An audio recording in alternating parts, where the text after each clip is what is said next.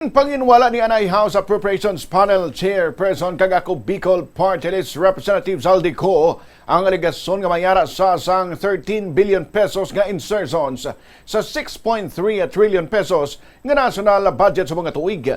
Ginpakigbato niya nga mga naggwa nga isyu ang pamulitika gid lamang.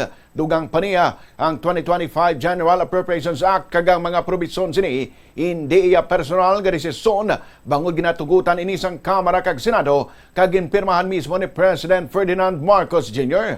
Ang nasabit nga alegasyon ginbugyag ni Navotas Representative Contobias Tiangco nga nagtestigo sa Senate Blue Ribbon Inquiry kahapon parte sa isyu sang flood control projects.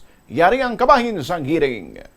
Pag tinotal niyo po, yan, magbabalanse po yan. 13,803,693 with Congressman Zaldy Co as proponent.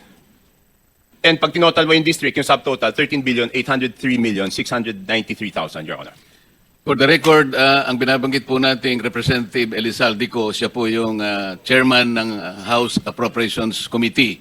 Sa makatwid po, Rep. Toby, kung titingnan po natin at pagbabasihan, ito pong nakalap po ninyong impormasyon, lumalabas po na si Rep.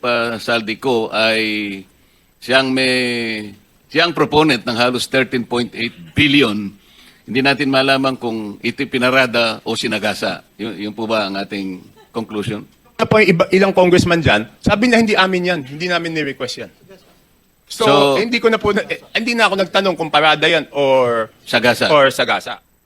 Nabalingan sa Senador Dante Marcoleta kag Representative Toby Tiangco na dalahig man si Co sang ining isyu matapos ginpangalanan sa mga kontraktor nga sanay Sara kag Curly Descaya nga nagapangayo sang kickbacks.